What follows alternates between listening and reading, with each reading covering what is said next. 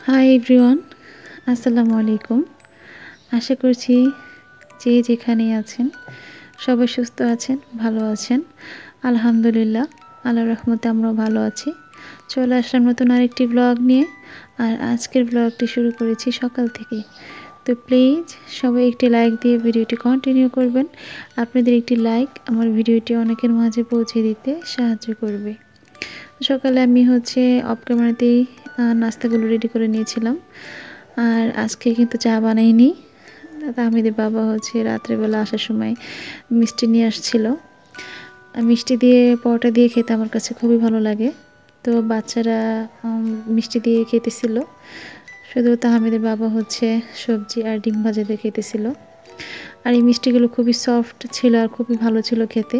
রাতের বেলা যখন দোকানদারের আর কি মিষ্টিগুলো বানিয়ে উঠাই দিছিল, তখন ওইভাবে গরম গরম মিষ্টিগুলো নিয়ে আসে।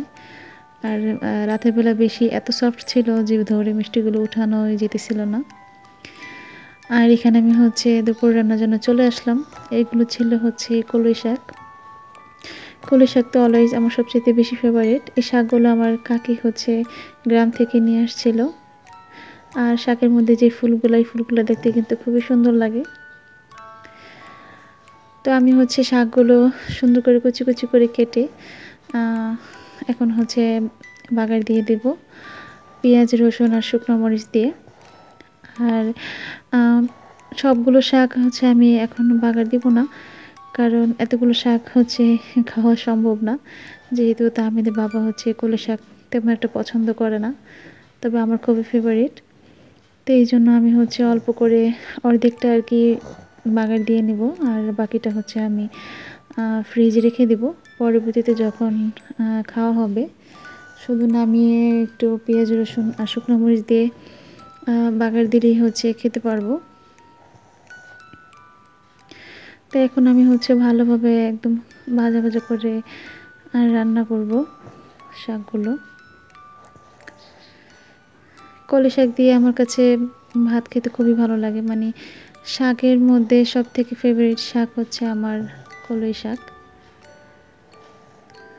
তারপরে মুড়ি দিয়েও খেতেও ভালো লাগে কলই শাক দিয়ে। আগে কলই শাক রান্না করলে যে একটা স্মেল বের হতো, এখন ওরকম স্মেল আর পাওয়া যায় না। আগে আমার মনে হয় একটা বাড়িতে কলই শাক রান্না করলে 2-3 বাড়ি সহ ঘ্রাণে একদম পুরা ভরে গেছে। মানে বোঝা গেছে যে কেউ একজন কলই শাক রান্না করতেছে।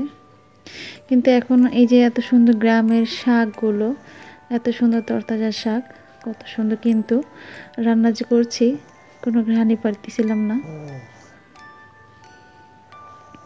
আর এখানে আমি পরবর্তীতে মাছ রান্না করার জন্য চলে আসলাম। আর গ্যাসের পরিমাণ খুবই কম, যেহেতু এই সময় দুপুরবেলা গ্যাস খুব কম থাকে। ওই গ্যাসে একটু বেশি রান্না করা যায় না, তবে অল্প হয়। যেমন শাকটা বাগার দিয়ে নিলাম, এরকম অল্প হলে করা যায়। তবে যেহেতু এখন তরকারি রান্না করব, এখন আমাকে ইন্ডাকশনেই করতে হবে।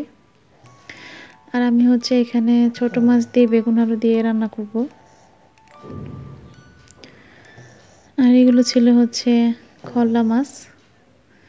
আমার কাছে এরকম শুধু একেস খলার থেকে একদম পাঁচমিশালে যে মাছগুলো থাকে, সেই মাছগুলো আমার খেতে ভীষণ ভালো লাগে।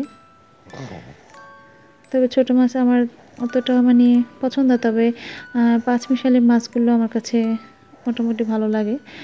কিন্তু এরকম শুধু এক রকমের মাছ, খল্লা মাছ কেমন যেন মানে ভালো লাগে না তেমন একটা। তবে তাহমিদের বাবার আর কি খুব পছন্দ।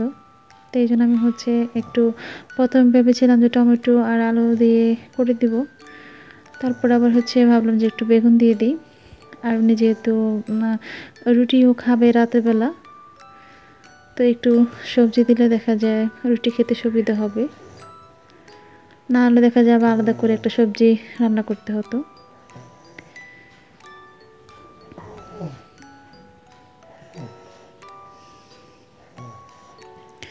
আর বাচ্চারা তো আর এই ছোট মাছ খেতে চায় না, ওদের জন্য পরবর্তীতে আমি ডিম ভেজে নিয়েছিলাম।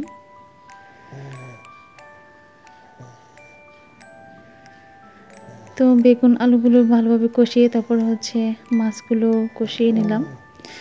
এখন পরিমাণ মতো পানি দিয়ে রান্না করব। আর ছোটো মাছ রান্না করতে তো তেমন একটা পানির প্রয়োজন হয় না, খুব সামান্য পানি দিয়ে কিন্তু রান্না করা যায়। এখন পরিমাণ মতো পানি দিয়ে তারপর হচ্ছে কিছুক্ষণ রান্না করব। খুব বেশি একটা ঝোল রাখবো না, ছোটো মাছের ঝোল রাখলে ভালো লাগে না, একদম মাখা মাখা করে ফেলবো। আর একটু ধনিয়া পাতা দিয়ে দিলে ভালো লাগবে, ছোটো মাছ যেহেতু। তো আজকের ভিডিও রান্নার এই পর্যন্তই। চলে আসবো পরবর্তীতে নতুন কোনো ভিডিও নিয়ে। সেই পর্যন্ত সবাই ভালো থাকেন, সুস্থ থাকেন। আল্লাহ হাফিজ।